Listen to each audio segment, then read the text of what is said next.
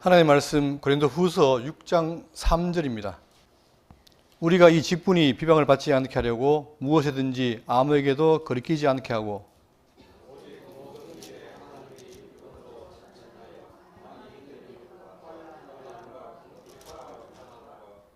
매맞음과 갇힘과 난동과 수고로움과 자지 못함과 먹지 못함 가운데서도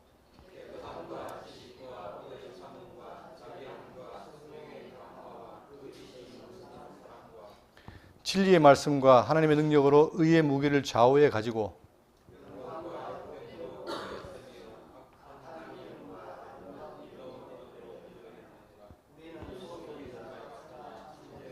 무명한 자 같으나 유명한 자요 죽은 자 같으나 보라 우리가 살아있고 징계를 받은 자 같으나 죽임을 당하지 아니하고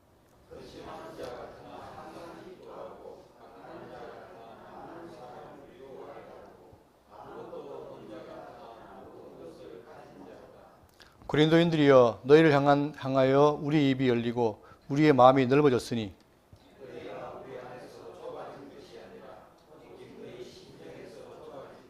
다 같이요. 내가 자녀에게 말하듯 하노니 보답하는 것으로 너희도 마음을 넓히라. 아멘.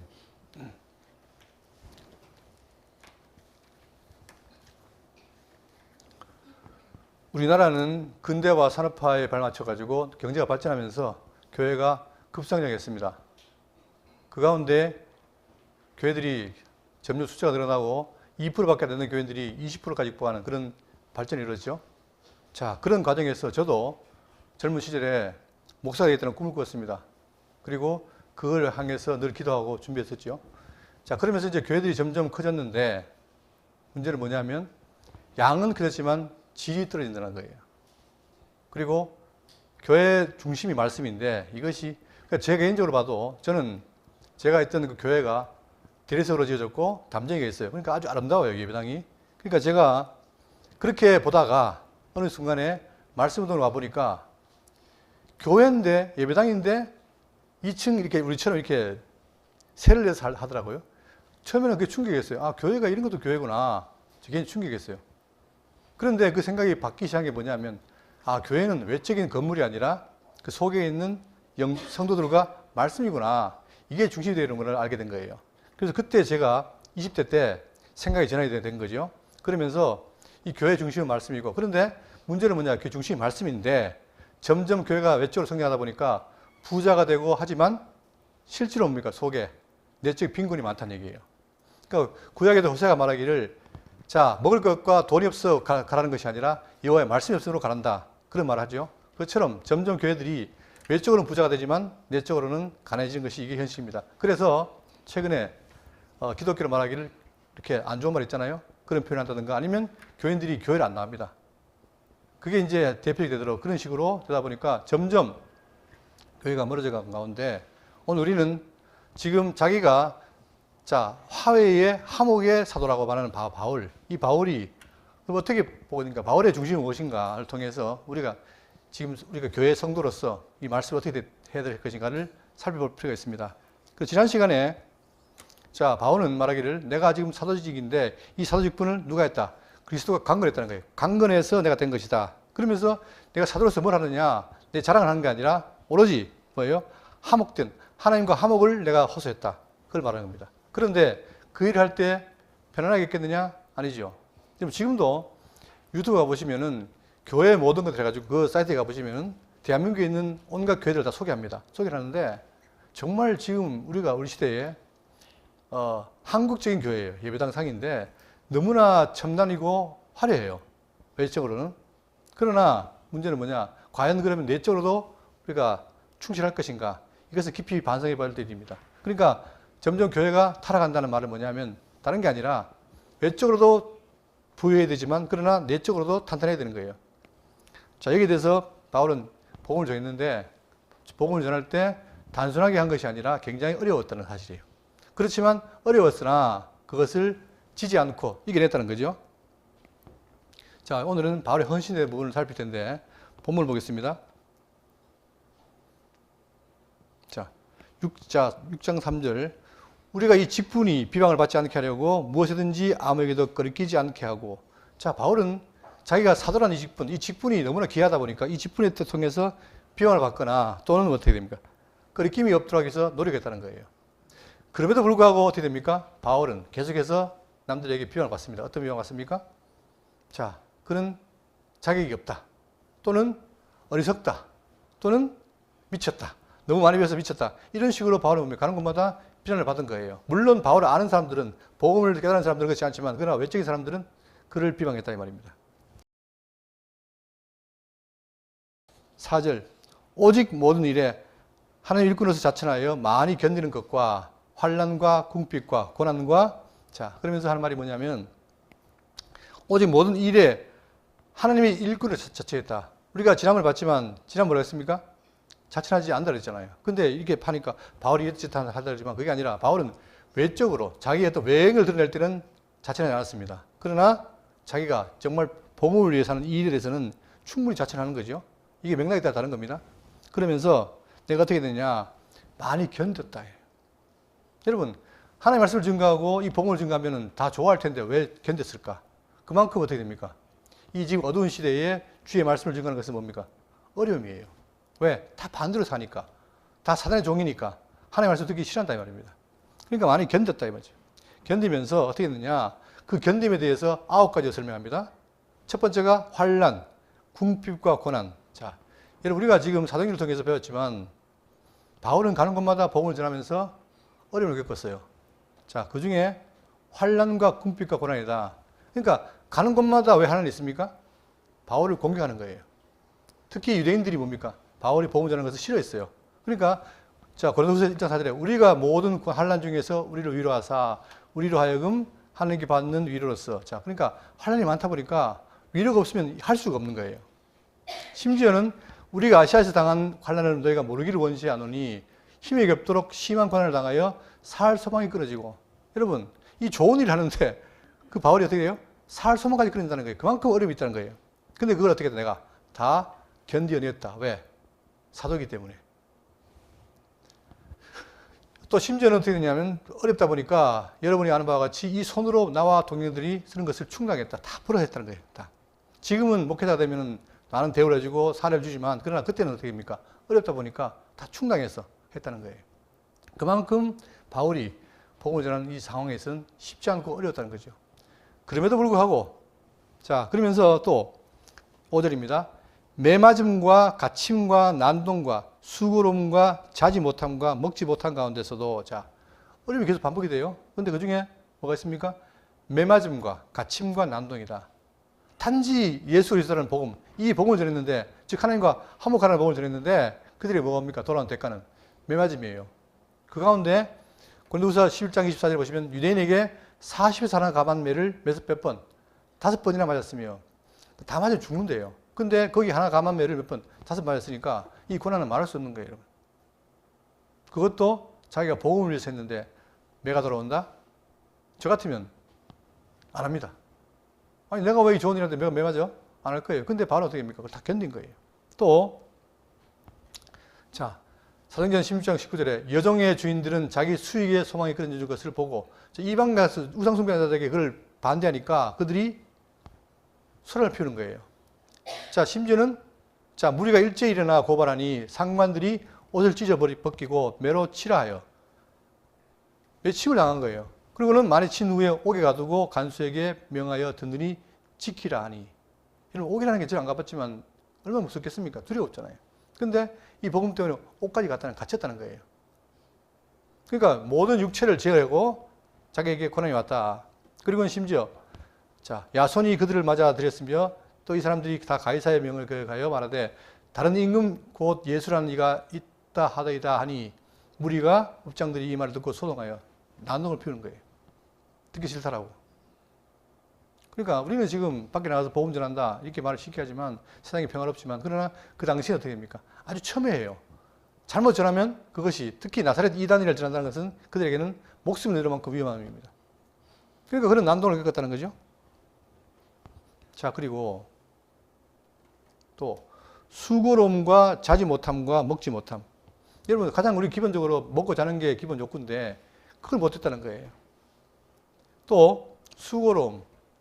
자 내가 복음을 전하면 하나님의 복음을 전하기 때문에 누가 충분히 나를 도와주고 힘을 곁들여 줬겠지만 그게 안 되니까 누가 해야 돼요? 내가 하는 거예요. 그래서 사도행전 18장 3절 보시면 생업이 같으므로 함께 살며 일을 하니 그 생업은 천막을 만든 것이다. 바울은 철저하게 자기의 일이 본업이 천막 만드는 건데 그걸 하면서 그 다음에 복음을 전했다는 거죠. 자, 그러다 보니까 여러분 또 그것을 아무리 폐를 끼치지 않으려고 밤낮으로 일했다. 그러니까 일하고 한 거예요. 그 다음에 그 일이 거되다 보니까 어떻게 되냐. 또 수고하며 애쓰고 여러 번 자지 못하고 줄이며 목마르고. 그러니까 이 삶이 순탄치 않습니다. 굉장히 복음 때문에 어렵다는 거예요. 여러분 우리 이 시대에 지금 이런 게 있습니까? 없죠. 물론 오지에 가서 성경하는 분들이 있을지 모르지만 그러나 지금은 아주 살기 좋아요. 그런 일이 없어요. 그러나 그럼에도 불구하고 바울은 어떻게 되냐. 이렇게 어려운 순간에도 그걸 놓지 않고 계속해서 복음을 살았다는 거예요. 이게 우리가 가치 있다는 거죠. 그러니까 그렇게 전한 복음이 지금까지 이어져서 이 대한민국에도 교회가 생기고 여러분과 제가 말씀을 듣고 한다는 겁니다. 자, 그러나 우리가 만일 미쳤어도 하나님을 위한 것이요 정선이 온전해도 너희를 위한 것이다. 결국은 뭐냐? 하나님께 미쳐서 결국은 하나님의 그 계시를 받고 만났기 때문에 너무나 감사해서 일하고 있다는 것을 항변하고 있는 거예요. 자, 그러니까 그때 보시면 6장 5절에 먹지 못한 가운데서도 이렇게 힘든 가운데서도 어떻게 되냐? 6절입니다. 깨끗함과 지식과 오래 참음과 자비함과 성령의 감화와 거짓이 없는 사랑과 반대잖아요. 그렇게 수고로우면 힘들면 어떻게 됩니까? 뭔가 불평하고 해야 될 때 그게 아니라 어떻게 했다고요? 깨끗함과 지식과 오래 참음과. 여러분 이것은 다 그냥 지어낸 얘기가 아니라 사도 바울이 직접 복음을 전하면서 경험한 거고 나타난 거예요. 성경에. 그걸 확인해 보면 먼저 자, 그 어려운 가운데서 어떻게 되냐. 바울은 데살로니가전서 2장 10절에 우리가 너희 믿는 자들을 향하여 어떻게 거룩하고 흠이 없이 행하였는지를. 그러니까 아주 순수하게 깨끗하게 했다는 거예요. 아무리 힘들어도 상대방을 대할 때 내가 어떻게 했다고요? 거룩하고 흠이 없는 것이 행하였는지 대하여 너희가 증인이요 하나님도 그리하시도다. 그러니까 하나님과 사람들이 바울이 하는 일을 보고 아 정말 깨끗한 사람이구나를 알았다는 거죠. 또 고린도서 5장 16절에 그러므로 우리가 이제부터는 어떤 사람도 육신을 따라 알지 아니하노라. 비록 우리가 그리스도도 육신을 따라 알았으나 이제는 그같이 알지 않는다. 그러니까 지식이 새로워졌다는 거예요. 그리고 더 중요한 것 모든 겸손과 온유로 하고 오래 참음으로. 여러분 이게 견디기 힘든 것은 금방 포기합니다. 그런데 어떻게 되는 겁니까? 오래 참음이에요. 그러니까 바울에게 소망했습니다. 결국 이 복음을 전하고 마지막에는 승리할 거라는 보장이 있기 때문에 소망이기 때문에 참는 거예요. 인내하는 거예요. 이게 기독교의 미덕이죠. 그러나 이 진리가 분명하지 않으면 내가 속에 확신하지 않으면 어떻게 됩니까? 이것도 안 돼요. 흔들린단 말입니다. 그러나 바울은 그런 가운데도 오래 참음으로 사람 가운데서 용납했다. 이게 실질적으로 본인이 행한 겁니다. 또 자비함과 그 다음에 성령의 감화와 거짓이 없는 사랑과. 자, 여러분 자비함, 사랑은 오래 참고 사랑은 온유하며. 그죠? 이 자비함으로 되어 있다는 거예요. 여러분 우리가 살 때 많은 사람들이 지도자들이 말은 사랑하지만 실질적으로 뭡니까? 하지 않는 게 많잖아요. 근데 바울은 일관되게 그리스도를 아는 자들에게 어떻게 합니까? 사랑으로 되어 있다는 거예요. 자비로. 자, 그리고 자기에게는 누가 있습니까? 성령이 함께 하니까 그 성령의 감화 능력으로 했다는 거예요. 자, 그리스도께서 이방인들을 순종하게 하기 위하여 나를 통하여 역사하신 것 외에는 내가 감히 말하지 아니하노라. 그 일은 말과 행위로 표적과 기사의 능력으로 성령의 능력으로 이루어졌으며 뭐로 이루어졌습니까? 성령의 능력으로 된 거예요. 성령의 감화로. 그러니까 내가 하는 모든 일은 뭐냐? 내 머리로 한 것이 아니라 성령께서 감화시켜 준 대로 했다는 사실이에요. 그게 중요한 거죠. 그러다 보니까 어떻게 되느냐? 결국은 거짓이 없는 사랑이 있다는 거죠. 지금 시대가 왜 어렵습니까? 거짓이 판을 쳐요. 특히 지금 이 시대는 뭐냐? 우리 집 살고 있는 시대는 거짓이 판을 치고 있습니다. 가짜 뉴스가 판을 쳐요. 그런데 바울은 뭡니까? 거짓이 없는 사랑. 자, 내가 너희 영혼을 위하여 큰 기쁨으로 재물을 사용하고 또 자신까지도 내어 주리니 너희를 더욱 사랑할수록 나는 사랑을 더 받겠느냐. 그러니까 바울은 곳곳마다 자기의 사랑을 필요하고 있습니다. 이렇게 했다는 거예요. 그러니까 바울은 내적으로 외적으로 어려운 가운데 있지만 다 견디고 이겼다. 사랑을 했다. 자, 그런 말하면서 7절입니다. 진리의 말씀과 하나님의 능력으로 의의 무기를 좌우해 가지고, 자, 중요한 건 뭐냐면 핵심이 바로 이겁니다. 뭐가 있다는 거예요? 바울에게 진리의 말씀이 있다는 거예요. 진리의 말씀. 여러분, 여기 우리가 지금 교회가 왜 어려우냐? 교회는 말씀 중심이 되는데 말씀이 지금 많이 희석해진 거예요. 물론 말씀에 대한 외적인 자료는 많아요. 그러나 그 말씀이라는 게 그냥 객관적으로 있는 게 아니라 주관적으로 내가 성도들 듣고 깨달아서 갖고 있어야 되는데 그게 약하다는 거예요. 자, 여기에 대해서 말하기를 고린도서 5장 19절에 곧 하나님께서 그리스도 안에 계시사 세상을 자기와 화목하게 하시며 그들의 죄를 그들에게 돌리지 아니하시고 화목하게 하시는 말씀을 우리에게 부탁하셨다. 만약에 이 말씀을 지금 한국 교회가 알고 있다면 지금 광화문이나 어디가 모여가지고 서로 분열하는 일이 없을 겁니다. 왜? 중요한 게 뭡니까? 화목이 중요해요. 그러니까 하나님의 말씀은 뭐냐? 화목이 중요한데 각자 분열해가지고 서로 싸우고 있잖아요. 이것은 결국 뭐냐? 많은 교회지만 뭐가 없다는 거예요. 말씀이 없다는 거예요. 말씀. 그러니까 지금 우리 교회는 우리 지금 현실은 뭐냐면 나라가 어지러운데 결국은 어떻게 됩니까? 말씀으로 돌아가야 돼요. 돌아간다는 말은 뭐냐? 막연하게 하는 게 아니라 험하게 말씀. 그걸 부탁했잖아요. 그러면 지금 바울은 그걸 부탁한 거 있는 거예요. 내가 진리의 말씀을 갖고 있으니까. 그러나 지금 보십시오. 얼마 전에 유명한 목사님이 서로 미워하지 말자. 이랬다고 난리 났어요. 지금은 그런 말들이 소용이 없어요. 안 들어요. 내가 생각하는 걸 지지하지 않으면 이제는 아예 안 듣고 공개적으로 비판하고 이제는 뭡니까? 난도질 합니다. 이런 식으로 되어버린 거예요. 그러니까 이제는 말씀이 쓸 자리가 적다는 거예요. 이럴 때일수록, 얻어질 때일수록 우리가 더 말씀을 듣고 배워서 그걸 전해야 되고 실천해야 돼요. 또 로마서 15장 19절에 표적과 기사의 능력으로 성령의 능력으로 이루어졌으며 그리하여 내가 예루살렘부터 두루 행하여 일루리곤까지 그리스도의 복음을 편만하게 전하였노라. 바울이 한 일은 뭐냐? 오직 뭡니까? 그리스도의 복음을 전한 거예요. 가는 곳마다. 그렇죠? 그러니까 자기도 말씀을 깨닫고 그걸 전했으니까 가는 곳마다 그걸 전하면 결국 성도들이 뭡니까? 복음을 듣고 깨달아야 되는 거예요. 깨달으면 어떻게 분열이 있고 분열이 있겠습니까? 그렇죠? 근데 지금은 뭐냐? 여러분, 여기 보시면은 우리가 뭘 볼 수 있냐면 바울의 자세입니다. 자세. 지도자 아닙니까? 사도. 그런데 지금 오늘날 우리 그 한국교회에 있는 지도자들하고 지금 바울과 비교가 됩니까? 안 됩니까? 되지요. 오늘날은 뭐냐? 전부 교회를 키워서 다 자기가 주인이 돼요. 그러니까 결국은 성도와 그리스도 간에 중매를 하려고 된 목사들이 그 일을 하는 게 아니라 다 사람들을 불러 모아가지고 자기가 주인이 돼요. 그러니까 그게 주인은 자기예요. 이런 일이 벌어집니다. 그러나 바울은 철저하게 뭡니까? 나는 중매쟁이다 하면서 연결만 할 뿐이지 자기는 다 감췄단 말입니다. 그리고는 뭐만? 복음만 전한 거예요. 그러면 이 복음 전에서 이것이 폐만해진다면 어떻게 지금 세상이 혼란이 있고 어렵겠습니까? 그러니까 지금 우리 교회를 모습을 보면은 이걸 교회를 비난하는 게 아니라 모습을 보면 그러니까 우리는 뭐냐? 우리는 지금 신앙이라는 게 뭐냐? 역사를 잘 읽어야 돼요. 역사의 옳고 그름을 읽어야만이 우리가 신앙을 살 수 있고 할 수 있는 거예요. 또 고린도후서 전서 1장 18절에 십자가의 도가 멸망한 자들에게는 미련한 것이요 구원을 받는 우리에게는 하나님의 능력이라. 바울은 이 십자가의 도를 전했습니다. 갖고 있었던 거예요.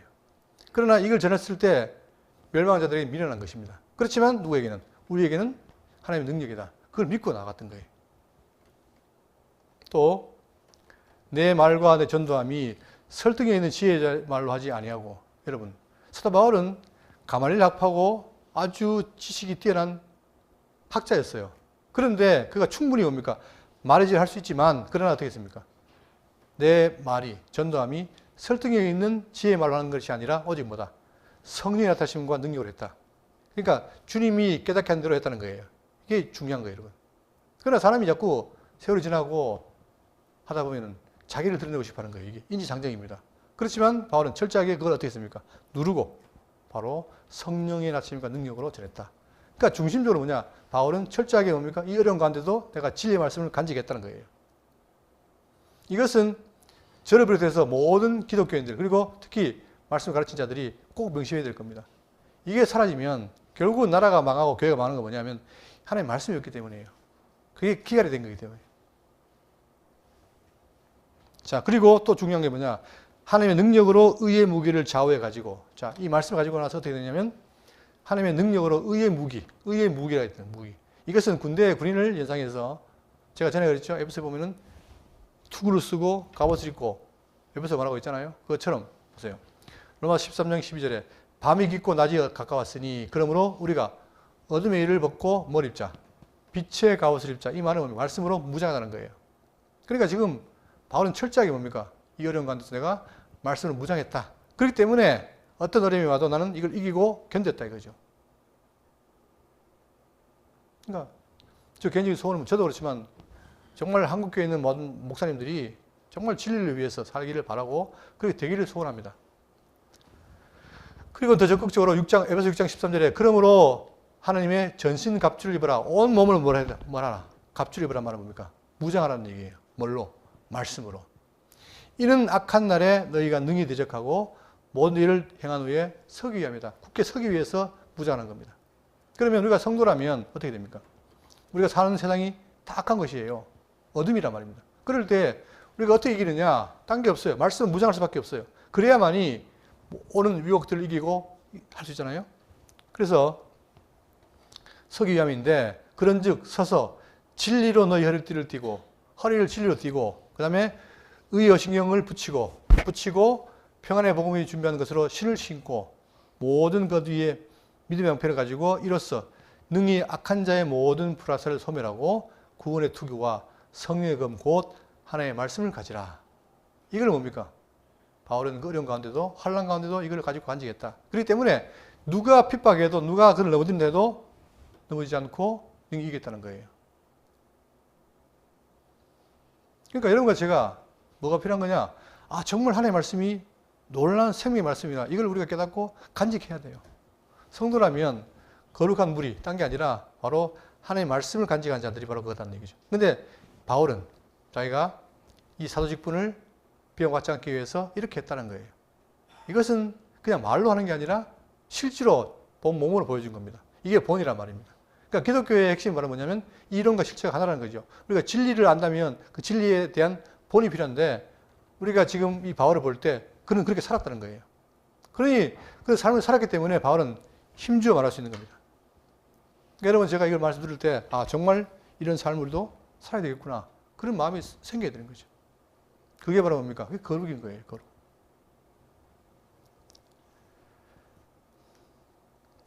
자, 그래서 진리의 말씀과 7절입니다. 진리의 말씀과 하나님의 능력으로 의의 무기를 좌우에 가지고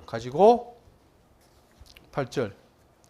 자, 그럼 가지고 있으면 끝나느냐? 그게 아니라 가지고 있을 때 다 좋으면 좋겠는데 현실은 뭐라는 겁니까? 8절에 영광과 욕됨으로 그러했으며 악한 이름과 아름다운 이름으로 그러했느니라. 우리는 속인 자 같으나 참되고. 근데 현실은 뭡니까? 영광도 있고 욕됨도 있어요. 또 아름다운 이름으로 이름하기도 하고 또 악한 이름으로 말을 하기도 해요. 그러니까 그들의 처지가 뭐냐? 동네 북이라는 얘기죠. 쉽게 말하면. 자, 또 심지어는 바울 들어 속인다라고 말하는 거예요. 우리는 신자니까 바울의 말이 속인 게 있습니까? 없습니까? 없다 생각이죠. 그러나 안 믿는 사람들은 뭡니까? 바울 보고 속인다고 하는 거예요. 특히 고린도 교회에 있는 거짓 선생들이 바울을 공격하잖아요. 그런데 그러면 바울만 그러냐? 그렇지 않아요. 예수님도 어떻게 됐느냐? 계실 때에 마태복음 27장 23절에 주여 저 속이던 자가 살아있을 때에 말하되 내가 사흘 후에 다시 살아나리라 한 것을 우리가 기억하노니. 그러니까 사람들은 뭡니까? 예수님이 내가 살아나겠다, 부활하겠다 이 말한 걸 뭐래요? 속였다는 거예요. 그죠? 예수님도 사람들이 말하기를 저 속이던 자가 속였다고 하잖아요. 또 요한복음 7장 12절에 예수에 대하여 무리 중에서 순거림이 많아 어떤 사람은 좋은 사람이라 하며 어떤 사람은 아니라 무리를 미혹한다, 즉 속인다 하나. 그러니까 예수님이 이 땅에 계실 때도 어떻게 냐 그분이 하나님의 아들이지만 와가지고 계실 때 온갖 비난을 받았는데 뭐라고? 속였다고, 속인 자라고 비난을 받은 거예요. 그러면 바울이라고 안 그러겠습니까? 바울도 마찬가지, 바울도 속였다는 거예요. 자, 그래서 바울이 말하기를 고린도전서 15장 15절에 또 우리가 하나님의 거짓 증인으로 발견되리니 우리가 이렇게 애를 쓰고 수고했는데도 뭐로 발견된다? 내가 거짓 증인이다 라고 발견된다는 거예요. 자, 우리가 하나님이 그리스도를 다시 살렸다고 증언하였습니다. 만일 죽은 자가 다시 살아난 일이 없으면 하나님이 그리스도를 다시 살리지 않으셨으리라. 그러니까 결국은 이 말들이 뭐냐? 예수님도 바울도 거짓말쟁이라고 속인다고 비난받았으나 결론은 뭐란 겁니까? 같으나 어떻다? 참되고, 즉 그의 말씀이 실제로 어떻게 돼요? 이루어진 거예요. 참되단 말입니다. 그러니까 겉보기는 거짓말 같지만 속이는 자 같으나 참되고, 이걸 강조하는 거예요. 근데 이 말씀 따라 어떻게 했습니까? 사람들은 속인다고 비난했지만 예수님이 어떻게 했어요? 십자가 죽으시고 3일 만에 부활했습니다. 해가지고 다 나타났잖아요. 바로 참되다는 거예요. 또 9절에 무명한 자 같으나 유명한 자요, 죽은 자 같으나 보라 우리가 살아있고 징계를 받은 자 같으나 죽임을 당하지 아니하고. 자 보십시오. 그 다음에 무명한 자 같으나 유명한 자요. 여러분, 바울은 실제로 뭐냐? 가만을 약하고 굉장히 율법에 정통했고 능력 있는 사람이었어요. 그런데 자기를 뭐랍니까? 나는 아무것도 아니다라고 말해요. 무명한 자라고 말을 해요. 자, 맨 나중에 만삭되지 못한 나 같은 나에게도 보였으니라. 나는 사중에 지극히 작은 자라. 나는 하나님의 교회를 박해했으므로 사도라 칭을 받기를 감당하지 못할지라. 그만큼 내가 약하고 아무것도 아니다. 그렇게 했으나 복음 안에서는, 그러나 어떻게 했습니까? 하나님이 그를 불렀어요. 그래서 바울은 뭐가 됐습니까? 유명한 자가 된 거예요. 어디에서? 복음 전한 아시아와 유럽에서. 바울이 가는 곳마다 사람들이 바울을 인정하잖아요. 이게 된 거예요. 또 그가 갈라디 2장 9절에 또 기둥같이 여기는 야고보와 게바와 요한도, 자, 야고보와 게바가 요한이 누굽니까? 이들이 예루살렘 교회의 지도자 아닙니까? 그러니까 이때 그들은 복음 전했지만 누구는 바울은 어떻게 했어요? 사람 잡아가지고 죽이려고 했어요. 그런데 하나님이 불러가지고 그렇게 하다 보니까 그들이 누가 어떻게 됩니까? 그들이 바울을 인정을 해요. 이런 것이 지금까지 모든 일이었다는 겁니다.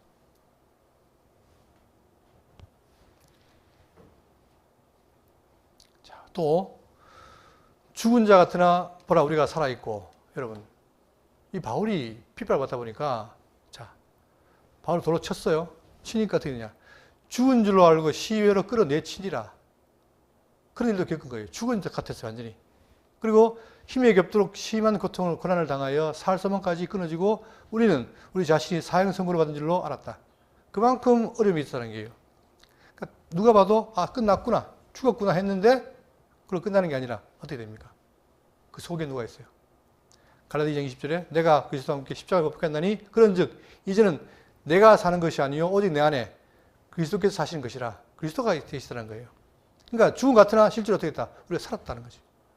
그러니까 이 바울의 삶은 뭐냐? 완전히 드라마틱한 거예요. 누가 봐도 곧 죽을 것 같고 아무것도 아닌 것 같은데 하나님이 다 지키고 보호하시다는 거죠. 그게 내가 한 게 아니라 누가 했다? 주님이 나를 써서 하신 거라는 얘기예요. 그리고 지금도 그런 역사가 일어나야 돼요. 이걸 경험해야 돼요. 여러분, 기독교에 있는 모든 이 말씀에 대한 것은 뭐냐? 듣는 게 끝나는 게 아니라 듣고 내가 경험해야 돼요. 체득이 돼야 돼요. 그런데 우리는 지금까지 귀로만 듣고 나오는 게 없었다는 말입니다. 물론 제가 폄하하는 게 아니라 주로 그런 데 가깝다. 특히 한국교회가 한 번 구원은 영원한 구원이라 해가지고 성장이 없었단 말입니다. 그러나 바울의 삶은 그렇지 않아요. 우리가 잘못 이해한 거예요. 바울을 봤더니 보십시오. 죽은 자 같으나 보라 우리가 살았다. 이런 말을 하잖아요. 그러면 기독교 진리는 뭐냐? 역동성이 있는 거예요. 그렇죠? 자, 그러면서 징계를 받은 자 같으나 죽임을 당하지 아니하고. 자, 누가 봐도 징계를 받으면 죽어야 되는데 안 죽은 자 같지 않고. 또 근심하는 자 같으나 항상 기뻐하고. 여러분, 바울이 뭐라 합니까? 항상 기뻐하고 시임하고 기도하고 범사에 감사를 하잖아요.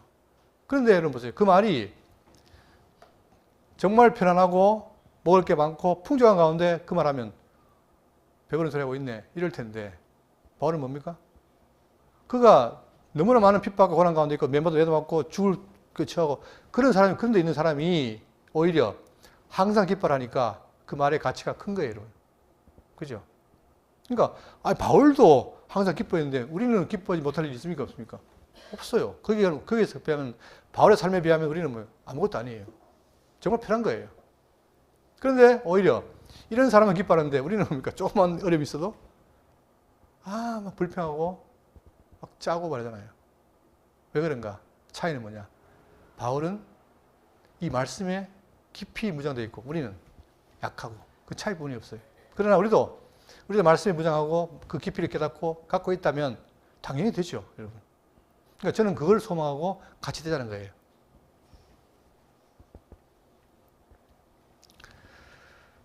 자, 정말 가난한 자 같으나 어떻게 했다? 많은 사람을 부유하게 하고.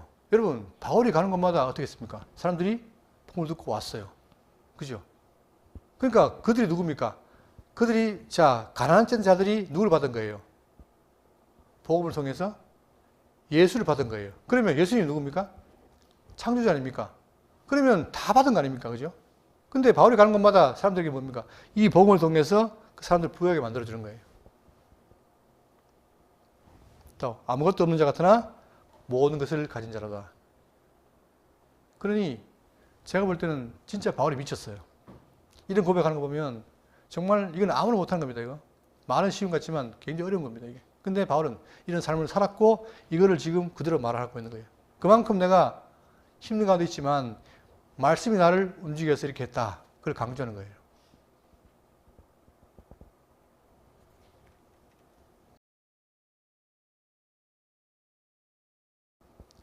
(11절) 고린도인들이여. 자, 여러분 보세요.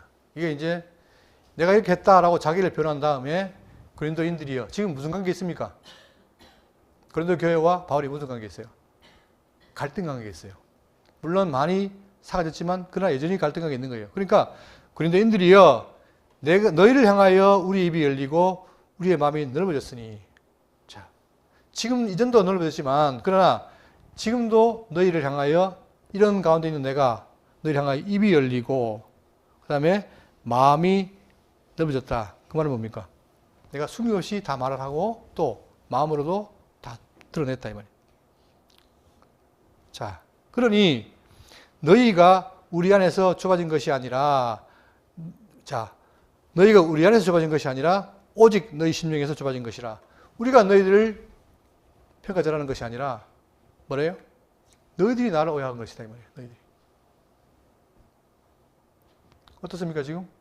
그 교회가 뭐예요? 지금 바울을 음해하는 자들이 있다 보니까 그 말을 듣고 속았단 말입니다. 좁아진 거예요. 그러나 너희들은 그랬으나 나는 어떻게 했다? 나는 변치 않았다는 거예요. 오직 너희들에게 숨김없이 진리를 말하고 또 마음이 넓어져서 포용했다는 거 아닙니까? 이 말을 쉽게 못하죠. 그죠? 내가 정말 이 교회를 목회하면서 그렇게 했다는 거예요. 그러니 우리가 좁아진 것이 아니라 너희가 좁아진 것이다. 어떻게 해라? 내가 자녀에게 말하듯 하노니 보답하는 것으로 너희도 마음을 어떻게 해라? 넓히라는 거예요. 마음을. 누구에 대한 마음을? 바울에 대한 마음이죠. 그러니까 지금 이 고린도후서는 뭐냐? 지도자와 성도 간의 화해인 거예요. 자, 전서는 뭡니까? 성도 간의 갈등을 하는 문제라면 이 후서는 뭐냐? 사도 바울인 바울과 성도 간의 갈등을 해소하는 거, 화해하는 거예요. 그러니까 내가 자녀에게 말하노니 이것도 보세요. 여러분, 바울이 결혼했습니까? 안 했어요. 근데 비유하기를 자녀에게 하다 이 말은 뭡니까? 사랑으로 대한다는 얘기예요. 지금 보십시오. 지금 이 시대에도 많은 부모와 자식과 갈등이 생기잖아요. 뭐 때문이겠습니까? 다 잘났어요. 근데 제가 볼 때 부모도 뭐가 없습니까? 사랑이 없어요. 그러니까 자녀도 뭡니까? 부모에 대한 존경이 없어요. 그게 뭐밖에 없어요? 갈등만 있는 거예요. 그러나 바울은 뭐냐? 자기를 이렇게 음해하고 자기를 비난하는 그들에게 성도들에게 뭐합니까? 뭘로? 내가 자녀에게 말하노니 보답하는 것으로 너희도 마음을 넓히라. 내가 너희를 사랑한다 이 말이에요. 그 사랑의 마음을 이해하고 너희도 마음을 넓히라 말은 뭡니까? 너희도 사랑하는 거죠. 누구에 대해서? 같은 진리 안에 있는 동역자에 대해서 그 말하는 거예요. 이 말씀은 우리가 살아가면서 교회 생활할 때 너무 중요한 말이에요. 그러니까 성도 간의 관계가 물론 남남입니다. 남남이지만 한 단계 뛰어넘으면 어떻게 됩니까? 우리는 교회잖아요. 교회는 뭐예요? 그리스도의 사랑을 받은 자들의 모임이에요. 그러다 보니까 이 사람도 사랑받은 자고 이 사람도 받은 자예요. 그걸 잊어버리면 그냥 객관적인 남남이지만 그러나 우리가 널리 보면 그리스도의 지체란 말입니다. 그럴 때 그 지체가 어떻게 봐요? 아, 같은 사랑의 대상으로 본다면 교회는 너무나 화목한 거죠. 말할 수 없는 거죠. 근데 그것이 잊어버리니까 그냥 상대방으로 보인단 말입니다. 자, 여기서 한번 나오고 끝내야 되겠는데, 마음을 넓히라니까, 이러고 보세요. 마음을 넓히라 하면서 그 뒤에 14절 보십니다. 너희는 믿지 않는 자와 멍에를 함께 하지 말라. 의와 불법이 어찌 함께 하며 빛과 어둠이 어찌 사귀며, 이렇게 나오죠. 그 말은 뭔 말이에요? 지금 바울은 뭐예요? 마음을 넓히니까 다 포용해라, 이처럼 보이잖아요. 그래서 많은 사람들이 이걸 볼 때 학자들이 이게 지금 문제가 있다, 앞뒤 안 맞다 이러지만 그 말이 아니고, 우리가 보세요. 진리 안에 있는 자들에게 어떻게 됩니까? 같은 사랑하는 자들에게는 마음을 넓혀야 돼요. 그러나 누구에 대해서는, 바깥에 있는 사람에 대해서는 어떻게 됩니까? 마음 넓히면 돼요, 안 돼요? 안 돼요. 예를 들어서 자, 내가 포용한다 이래가지고 바깥에 있는 사람들은 뭘 합니까? 우상을 숭배해요. 그러니까 내가 마음을 넓혀야 되겠다 해가지고, 자, 상생의 시대니까 가가지고 어떻게 합니까? 같이 숭배해요. 또 같이 재물을 먹어요. 그러면 이게 옳은 거예요, 틀린 거예요? 아닌 거죠. 지금 말하는 거예요. 그러니까 마음을 넓혀라, 넓히는데 대상은 뭐다?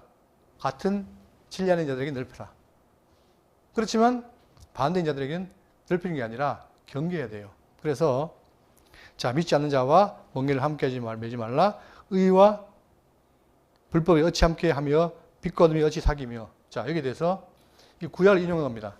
뭐냐면은, 자, 신명기 22장 10절에 이런 말이 있어요. 너는 소와 나귀를 결의하여 갈지 말며. 쟁기를 지어가지고 가는데, 여러분, 소와 나귀는 어떻습니까?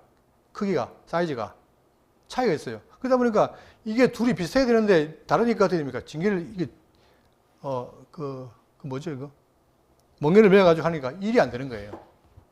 자, 또 그 말이나, 레위기 19장 19절에 내 육축을 다른 종류와 교합하지 말며 내 밭에 두 종자를 섞어 부리지 말며. 마찬가지입니다. 두 육축이 있는데 다른 종류와 교합하지 말라는 거예요. 또 밭에 종자를 섞어 부리지 말라는 거예요. 그것은 뭐다? 순성을 잃어버리니까 이 말을 근거해서 지금 뭡니까? 바울이 하는 말이에요. 어떻게 해라? 이방 바뀐 사람들을 경계해라. 물론 그들이 전도해서 전도할 대상이지만, 그러나 당장은 함께하지 말라는 거예요. 멍에를. 여기에 대해서 자, 고린도서 5장 10절에 이 말은 이 세상에 음행하는 자들이나 탐하는 자들이나 속여 빼앗는 자들이나 우상 자들을 도무지 사귀지 말라 하는 말이 아니니. 자, 물론 우리가 세상이기 때문에 사귀긴 사귀어야 돼요. 그러나 뭘 하지 말라? 함께 짐을 지지 말라는 거예요. 이 차이는 있죠? 그러니까 우리는 세상에 살기 때문에 당연히 이방 바뀐 사람들을 사귀어야 되지만, 그러나 뭐에 대해서? 함께 멍에를 매지 말라는 거예요. 이 분명히 우리가 구원해야 됩니다. 자, 이렇게 말하면서 바울은 오늘 내용은 뭐냐면, 자, 바울의 사도 직분은 뭐냐? 이렇게 헌신했다.